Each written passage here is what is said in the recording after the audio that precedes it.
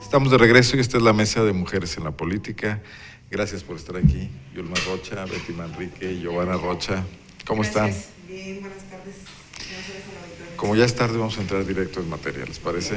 ¿Vieron bien que algunos de nuestros políticos les dieron un ataque de responsabilidad y decidieran no ir a este viaje a Europa, a la FITUR? Que digo, sin duda es importante, pero hay cosas más importantes aquí. Lo que está pasando, Miguel Márquez y Bárbara Botello se bajaron de última hora con sus matices. Primero uno y luego el otro, quizás hay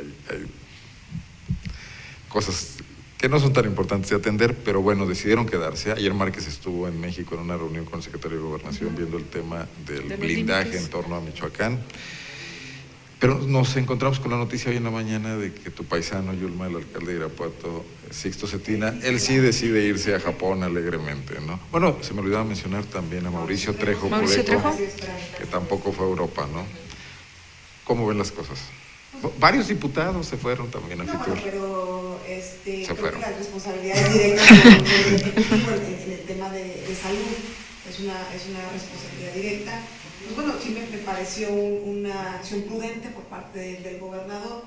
Me parece que en el caso de la presidenta de León le atiende a otras circunstancias que creo que no me parecen menores, que es consolidar algunos proyectos que tiene. Entonces, me parece un asunto de prudencia. Ojalá que esto no solamente sea para quedar bien, sino que realmente se tomen las acciones contundentes dada la presencia del titular del Ejecutivo, porque me parece que en el tema de la influencia no ha habido una coordinación muy efectiva entre las autoridades involucradas de manera directa. Le hace Secretaría de Salud y, por ejemplo, Secretaría de Educación. Cuando salen con declaraciones distintas, uno dice sí, ya hubo una muerte de un estudiante por razones de influenza, luego sale la Secretaría y dice que no, insistiendo diariamente de que no ha habido ninguna muerte por tal razón. Entonces, ojalá que la presencia del gobernador ante la cancelación de su viaje a España obedezca realmente a esto y ponga orden entre sus funcionarios y realmente se le dé la información importante que debe de tener la ciudadanía para prevenir y para atender el tema de la influenza. Y no solo la ciudadanía, los municipios, sus facultades en materia de educación y de salud, por ejemplo, son facultades muy acotadas. Son muy acotadas, exactamente. Por ejemplo, es muy difícil que el director de salud de un municipio conozca cuántos internados hay, cuántos responden a cada cepa del virus, si es H1N1 o si es de la otra. Pero también tiene un primer contacto. Exactamente. Que a la otra autoridad le haría falta, porque si hay inquietud hay que bajar la información. Sí, el punto de aquí es que los municipios, al no tener la información de primera mano de los hospitales, entonces están también necesitados de esta información y de esta coordinación para poder llevar a cabo todas las acciones preventivas. Yo sí creo que ha habido una actitud como tibia en el asunto de hablarle a la ciudadanía y la relación entre las distintas autoridades para decir, bueno, sí hay casos de influenza, la H1N1 es la que más se está presentando, ya se volvió estacional, ya no es un virus digamos extraño, novedoso, ya se volvió estacional. Cada año, ya se sabe cada año ha venido presentándose casos de esto y además no es pandémica en este momento, no es pandémica puesto que los casos de infección y de decesos, que según yo tengo información, sí hay decesos, están todavía en el rango de no pandemia. Sin embargo, sí ha habido un incremento. Todos los medios nacionales están consignando el incremento de los casos a nivel nacional. 25 estados norteamericanos registran un incremento. Y no me digas que no tenemos una comunicación intensa más en el invierno. Exactamente. Entonces, sí me parece que es muy importante como que dejen esa tibieza y que se le hable a la ciudadanía con toda claridad. O sea, nadie debe de espantarse, todo el mundo debemos de continuar con nuestras actividades cotidianas con medidas preventivas y entonces los municipios hacer lo suyo, el Estado hacer lo suyo, las escuelas lo suyo. Vamos, o sea, creo que es lo que la gente tiene derecho. Sí, yo coincido con mis compañeras, abonaría que en tanto no haya información, este gesto lo veo políticamente correcto, porque se trata de dos acciones contradictorias. Por un lado, días antes el gobernador hablaba de la importancia de asistir a ese viaje.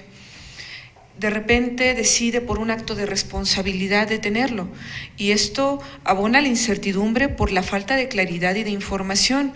No podemos entender que un viaje tan importante se suspenda por solidaridad. Habrá que informarles a los gobernantes que ya no somos menores de edad y que tenemos un antecedente no solamente hace algunos años con este tema, sino con muchos, sobre la secrecía. Encontrados. Totalmente. Sí, claro. O sea, Entonces, al día de hoy, mientras no haya información clara y precisa, es una posición políticamente correcta. Dicen que no pasa nada, entonces ¿por qué no fueron? ¿Y por qué reforzaron algunas medidas? Tú te haces Creo que eco es real. de la justificación de Bárbara Botello, pero yo te digo que eso también está muy raro, porque no preparas una agenda para irte a Europa y luego dices que te surgieron unos eventos aquí. Tampoco nos están diciendo claramente qué está pasando. Y luego hay un contramensaje terrible.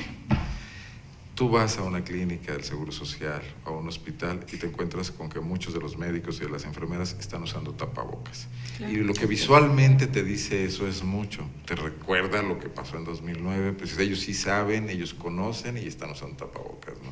Entonces sí debería haber una mínima congruencia entre el discurso oficial y los hechos que la gente está observando. Y no descontar el tema de que en el vacío de información es donde crecen los rumores. Sí, por eso nosotros insistimos en que creo que se le tiene que hablar claro a la gente sin generar, para no generar mayor preocupación. Son mensajes encontrados que creo que deben de ser aclarados, dada, pues bueno, ahora la responsabilidad que asumió el gobernador de quedarse por una situación de tal naturaleza.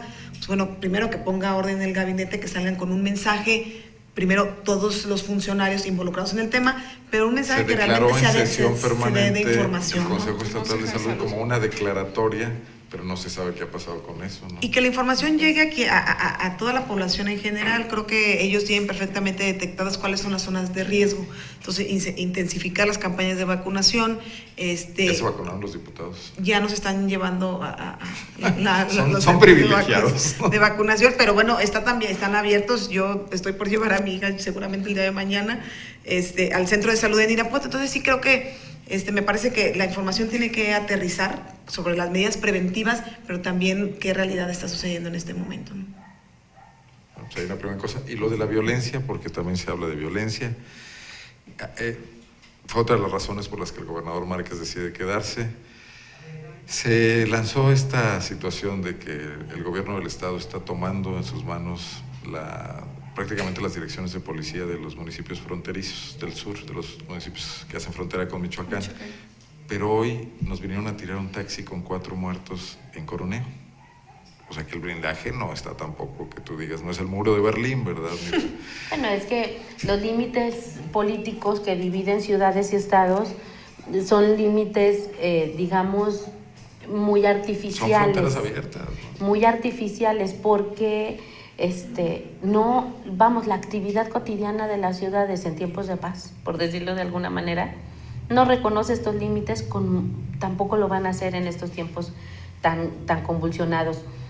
Yo creo que no podemos hablar de que están blindadas nuestras fronteras porque es generar una expectativa que es imposible de cumplir. La frontera, ojalá solamente se pudiera entrar al estado por las carreteras, pero bueno, pues allá hay un territorio. Ojalá que la violencia fuera producto del efecto cucaracha, y vamos viendo que no necesariamente ojalá que es así. solamente en Michoacán pasaran así cosas. Y vamos a ver ahora la efectividad del proyecto Escudo, ¿no? Se supone que ya hay un avance del 70-80%, pues ojalá en estos momentos que realmente ese 30% se requiere. te habla de 3 o 4 meses. Sí, pero bueno. Es más fácil que pacifiquen Michoacán antes. A que se considere la efectividad del proyecto. Pues es que se va mayo, junio.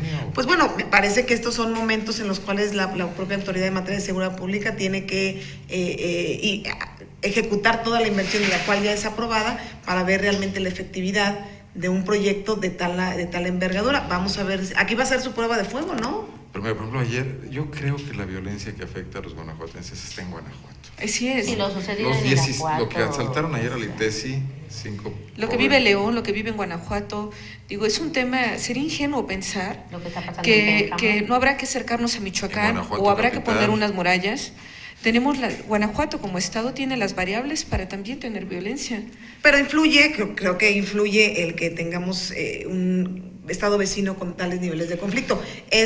Hay estudios del efecto cucaracha, se da. Me parece que también hay una... Pero vendrá a grabar cosas ya de por sí. Seguramente sí. Pero mira, hay una parte del efecto cucaracha que no estamos revisando.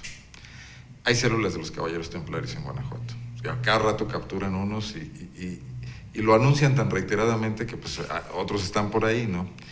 Si la estructura de mando se rompe, estas células no se van a dedicar a cosas decentes, van a seguir en su actividad delictiva, pero ya aislados, ya se y quizás de manera más anárquica y también más peligrosa y más violenta. Bueno, esto es muy triste, sin embargo, creo que en los últimos 10 años este país ha venido sufriendo las consecuencias de una guerra desatada contra el narcotráfico, sin tener como todos los pelos de la burra en la mano, ¿no? Para decirlo de manera muy popular. O sea, no estaba perfectamente armada la estrategia, precisamente por lo que tú dices, Arnoldo, cuando un delincuente le quitas su cadena, ahí hay una economía millonaria que funciona todos los días. Hay quien produce, hay quien transporta, hay quien vende al mayoreo, hay quien vende al menudeo y están los consumidores. Hay un mercado que todos los días está funcionando. Y si tú lo que haces es atacar al mercado, sus distintos componentes se van a dedicar, como bien dices, no van a ir a pedir trabajo. ¿Sí?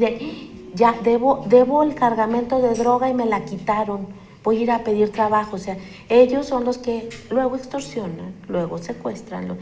Y tenemos mucho tiempo con esto. A mí me parece que aquí hay una estrategia muy equivocada, hay un doble discurso en nuestro país que tenemos que encontrarle la salida pronto.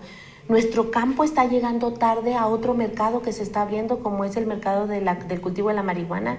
Nuestro campo está llegando tarde a esta oportunidad en Estados Unidos, y nosotros, los mexicanos, defendiendo a balazos la frontera estadounidense, ellos legalizando la marihuana, cultivándola, vendiéndola, y nuestro mercado, otra vez, nuestro campo quedando tarde y quedando mal.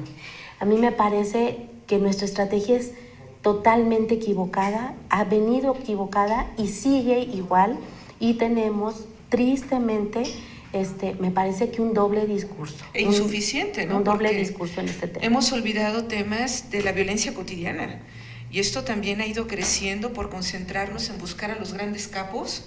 Han crecido otros pseudos, y con esto otro tipo de acciones que están dañando a la sociedad. Digo, no me atrevería a pensar que lo que pasó en Irapuato, o lo que vive Guanajuato capital, o el propio León, en la vida ordinaria de los ciudadanos, con robo a vehículos, casa, habitación, creo que a río revuelto ganancia de pescadores, ¿eh? Esta ausencia de visión integral ha dejado de lado lo que venía sucediendo de forma ordinaria y que seguramente ahora se ha acrecentado. El tema no solamente está en los grandes capos, está en las brechas de desigualdad, en la reproducción de la pobreza, en el tema del desempleo, que estamos viendo que trimestre a trimestre crece, y con esto las realidades de inseguridad social. Mientras no se tenga esta visión amplia, seguramente estaremos tapando un hoyo, atendiendo lo urgente por lo importante, e igualmente grave en términos de seguridad y certeza para los ciudadanos. Yo creo que Michoacán nos da una gran lección. Sin duda, la gente de las comunidades que dominaban los templarios, mucha de ella ahora constituida en las autodefensas, convivió con ellos por años, por décadas, ¿no?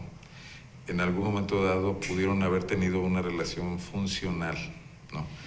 El doctor Mireles fue subsecretario de Salud, por ejemplo. El otro, Estanislao, fue diputado local por esos distritos. No se podía ser diputado local en una campaña, como se ha visto en las fotos de Cocoa y de los panistas, si no tenías el visto bueno. Pero finalmente esa relación se rompió por algo, porque estiraron demasiado la liga los templarios, no sé por qué.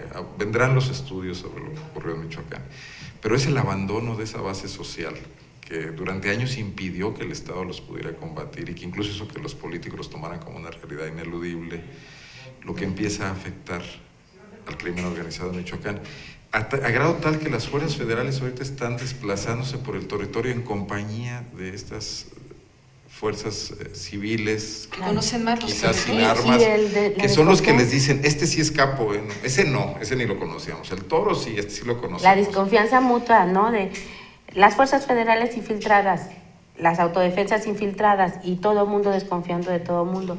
Este asunto no es nuevo. Yo recuerdo muy bien algún periodista, no me acuerdo de su nombre, que consignaba una reunión que tuvo Ernesto Zedillo con empresarios de Jalisco, en Guadalajara, en donde le recriminaban y le exigían que pusieran en control a los narcotraficantes y que hubiera seguridad y orden.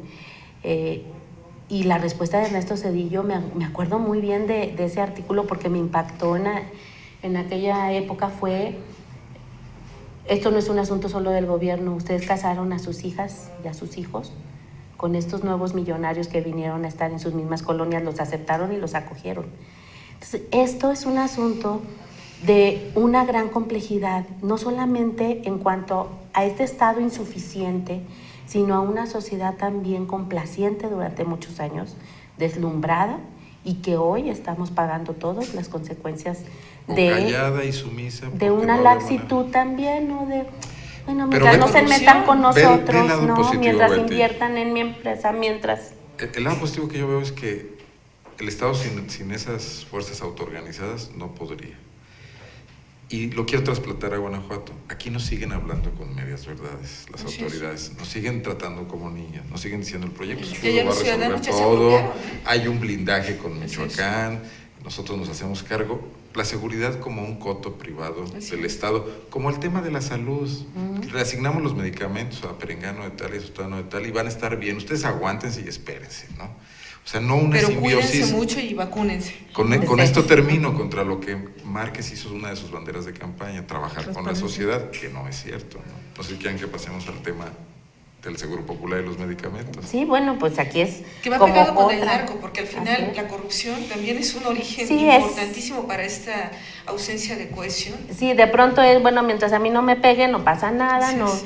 no, y entonces a la hora que sí les pegó porque el moche o porque, entonces sí ya como que ya no les gustó, pero aquí el tema de la corrupción es, para que haya actos de corrupción se necesitan al menos 2, ¿no? Y en el caso concreto de los medicamentos del Seguro Popular, bueno, yo sé que el Congreso tiene en marcha una auditoría con el órgano de fiscalización, sé también que la Secretaría de la Transparencia está haciendo lo propio. Sin embargo, bueno, la semana pasada volvimos a presentar pruebas de que las cosas siguen saliendo las irregularidades respecto del contrato que tiene al menos, quiero decir al menos porque no sé si también el otro contrato tenga al menos con Intercontinental, sigue habiendo irregularidades. Hay respecto de lo que los médicos recetaron y el concentrado de medicamentos que el almacén de la propia clínica emite, las facturas que derivan de esto están infladas. ¿Sí? Y está, como los megáfonos. Y muy fácil contrastarlo. Si dimos 3 telmisartanes o dimos 4 ibuprofeno, porque les ponen los nombres estos como de la fórmula, en la factura vienen no 4, vienen 6, no vienen 3, vienen 5. Y es perfectamente comparable porque cada almacén de centro de salud o de hospital emite su concentrado. Pero ¿dónde está el descaro más terrible? ¿Saben quién controla los almacenes de las farmacias, de las clínicas y los hospitales? Personal de Intercontinental. No es personal de la Secretaría de Salud. Quien se encarga de recibir la receta del doctor, ir al almacén, sacar los medicamentos y dárselo al paciente, es personal de Intercontinental. Recordarás que la licitación declarada desierta y luego el contrato habla de varios conceptos. Es suministro, distribución, dispensación. O sea, les entregaron el paquete completo. El paquete completo, porque de otra manera manera no sería posible. posible. Antes lo hacía el ISEC contratando a otras empresas, por supuesto. La pregunta es, ¿quién está llevándose este beneficio indebido? ¿La empresa o esto está acordado con...? Un fraude. Esto es un fraude, exactamente. Pero ¿quién se lleva el beneficio indebido? No sabemos si el medicamento estaba efectivamente en el almacén o solamente está inflado en números, porque también sabemos que con la mano en la cintura los responsables de los almacenes de las farmacias pueden sacar el medicamento. Recordemos aquel correo electrónico que decía, saquen la insulina y llévenselas a sus casas.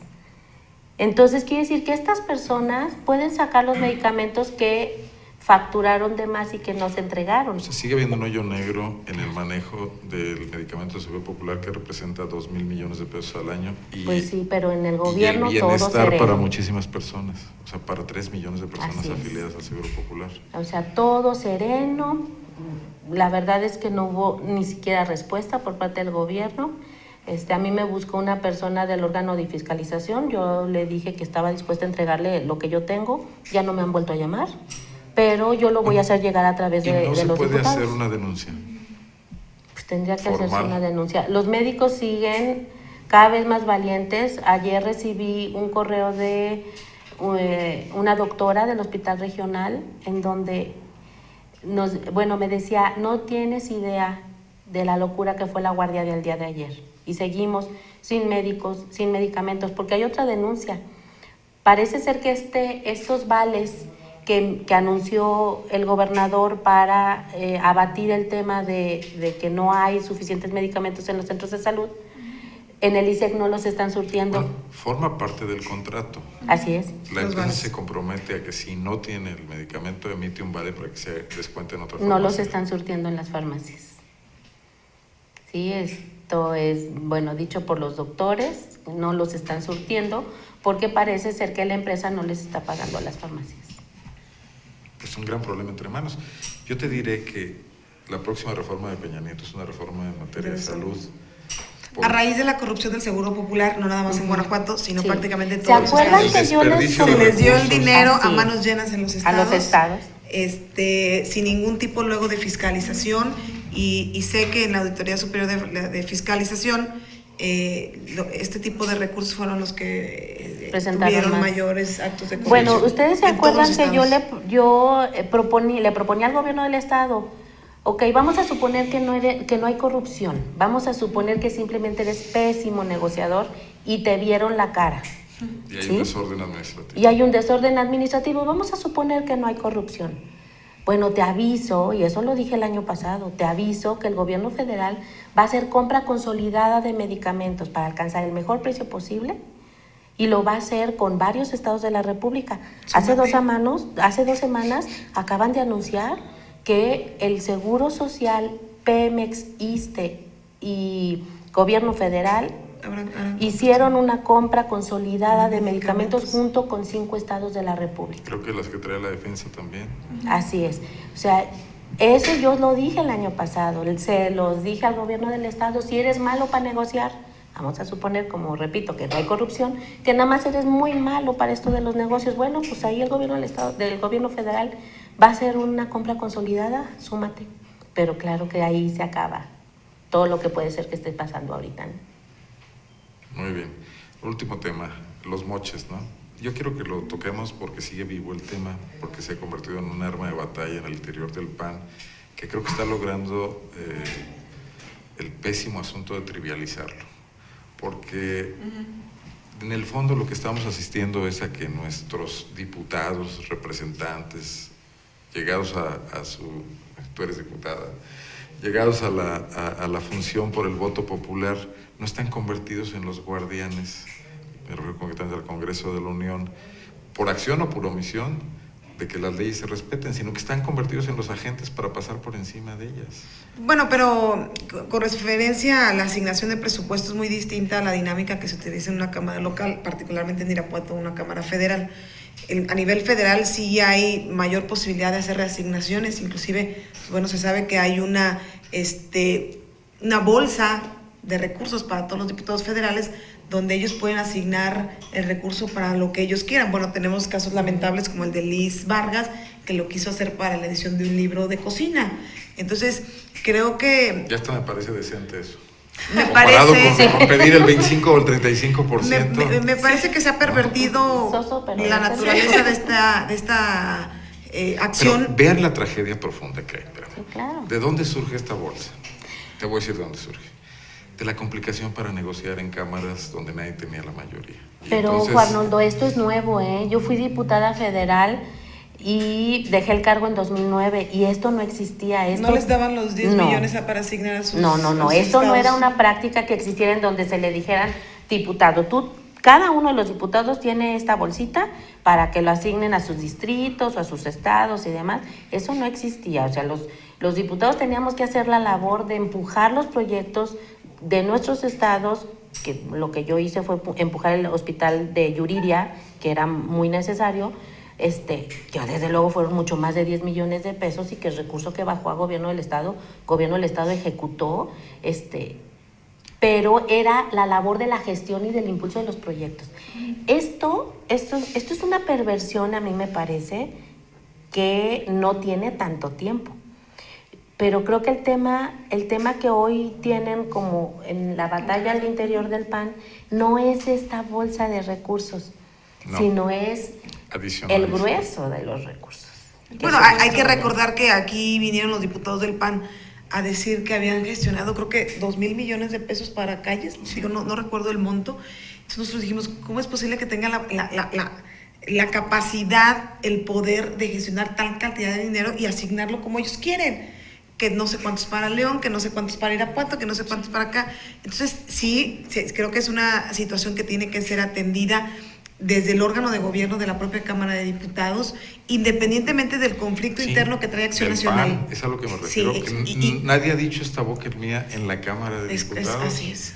Y me parece que ahí la autoridad interna de gobierno tiene que tomar medidas para que no se sigan dando este tipo de situaciones, porque seguramente hay de todos colores y sabores para la asignación de este tipo de recursos.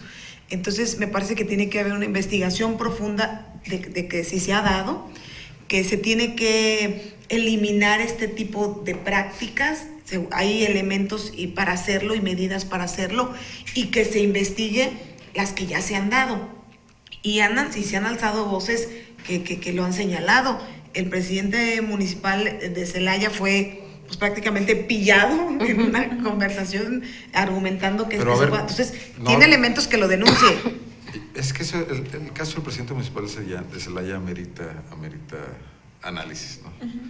El hombre proviene de la iniciativa privada y llega ahí con la peregrina idea de que va a sanear la política, cosa que vemos que ya es muy delicada, ¿no?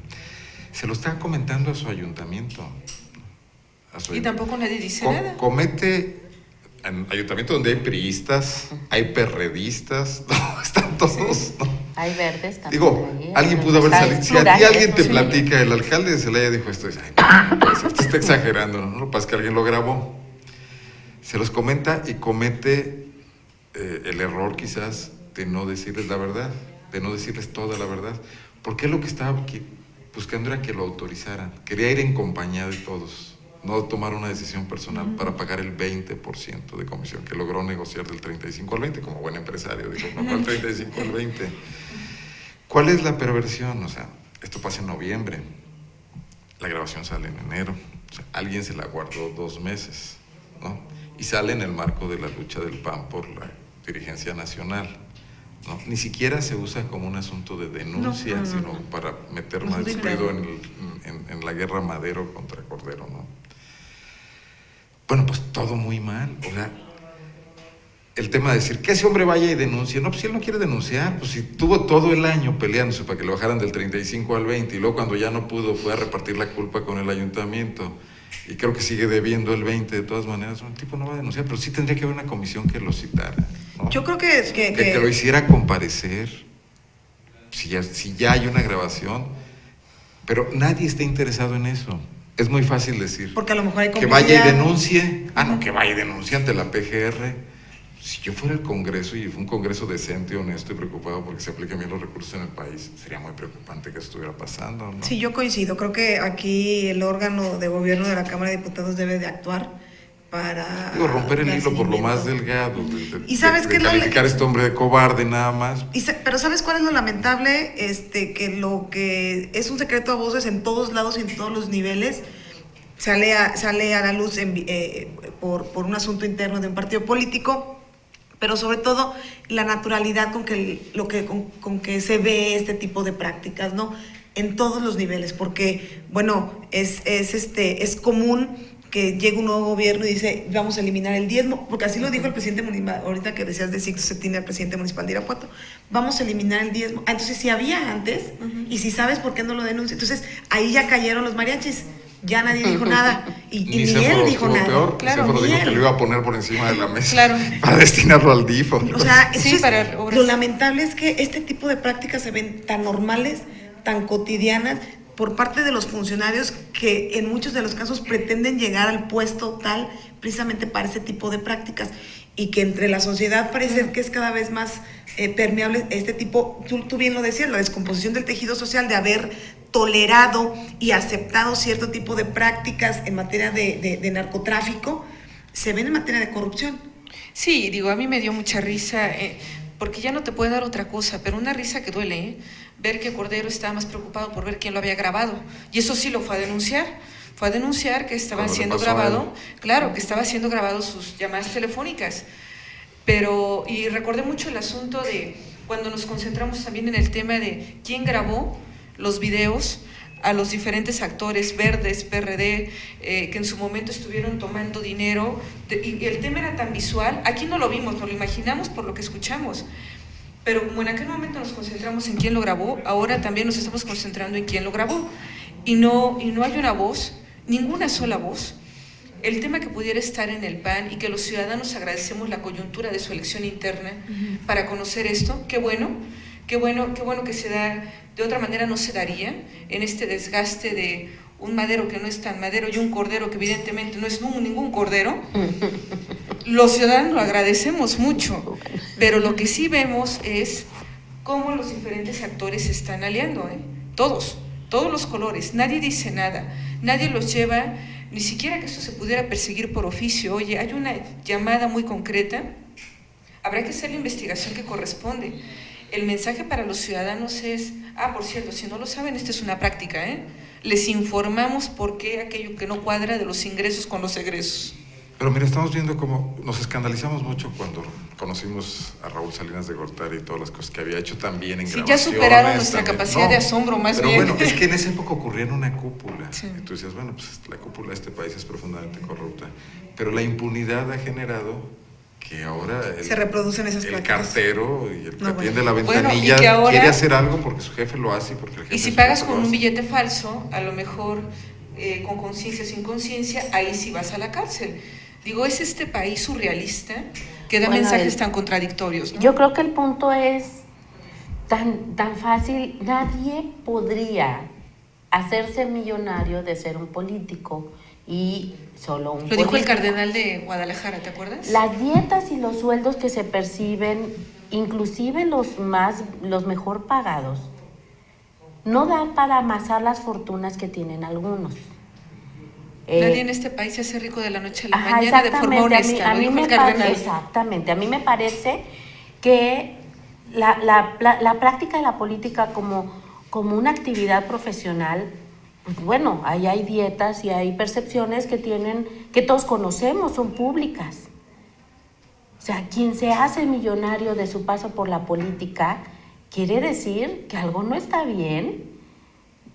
Sí, o sea, esto es. Pero me cuando parece esa como fortuna, tan fácil de encontrarlo. Betty, cuando esa fortuna se pone además al servicio de permanecer en el poder, para poderla, uno, defender y dos, acrecentarla, está peor porque entonces se vuelve sistémico, ¿no? Tú dijeras, entraron a robar y ya se fueron a su casa y a disfrutar su dinero. O como dicen los viejos políticos, los que ya bailaron que se sienten. Sí. No, aquí quieren seguir y seguir. Porque y seguir. después el poder económico es lo que perpetúa. La gran batalla que se avecina por el PAN, que va a estar sobre todo cimentada en muchos recursos, es para seguir al frente del partido y poder seguir haciendo este tipo de cosas, administrando la relación con el PRI, por ejemplo, dándole los votos en el Congreso necesarios.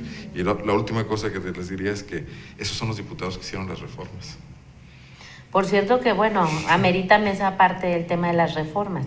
La Claro. reforma electoral, yo estoy preocupada. ¿Qué vamos a hacer? ¿Les parece? Yo creo que Estuvo aquí siguiente hoy vez- Vadillo y platicamos del tema. ¿Les parece que la semana que entra lo Sí, volvemos? Claro que sí. Así es, son reformas. Muy necesario. Son reformas que ameritan análisis y ojalá que nuestros diputados nos digan cómo o den marcha atrás, están a tiempo. Esta semana ya se logró el voto del Estado 16 y 17, entonces ya está aprobada Sí, constitucionalmente. si no lo harán como en una práctica más a la Mexican Curious, ¿no? Ya Dios irá.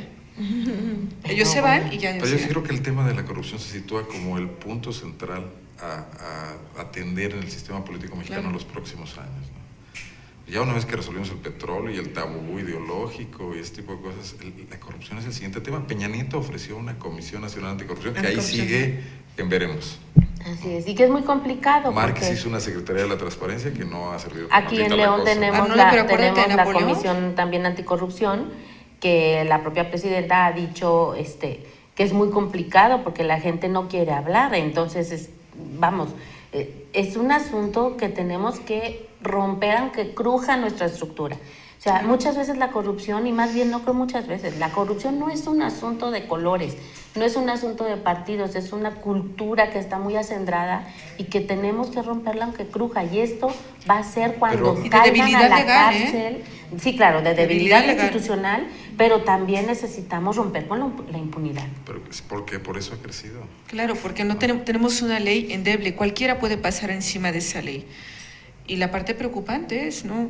Recuerdo otra vez a esta mesa Napoleón, ya cuando crean una comisión es para que nada se resuelva.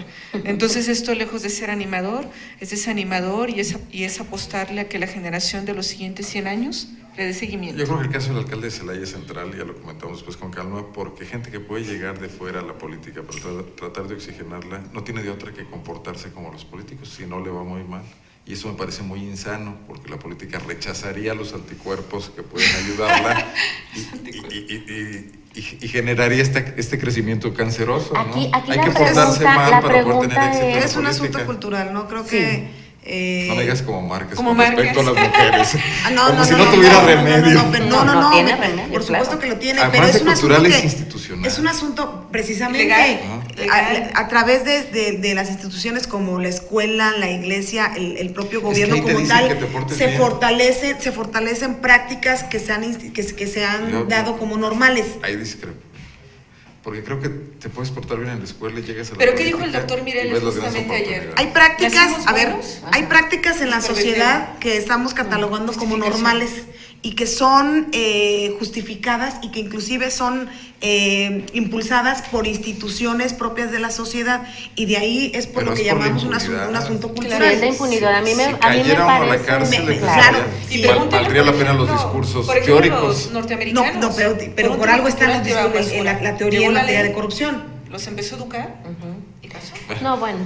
Seguimos con el tema. Una ¿no? cosa Bueno, complicada. para el Ya no siguiente- quieren para la dedicar siguiente a- edición- Órale, Esto nos va a seguir ocupando, Siguiente edición. además del asunto electoral. Corrupción y reformas estructurales. Pero bueno, sobre casos específicos, Requeriremos porque los horas, casos son los que nos entonces. permiten ver Sí, las aquí el cosas. punto es que no necesariamente porque lleguen de grupos que no son partidos políticos vienen impolutos, ¿eh? O sea, quién sabe cuáles eran sus relaciones con los actores del gobierno antes, y por eso ellos son los que están hoy, aunque no militen en partidos políticos, aunque lleguen con la camisa de Sociedad. candidatos ciudadanos o sociedad civil. Tampoco caigamos en el sospechosismo. Claro. Calientan los Sobre ánimos. todo, pues cuando hay...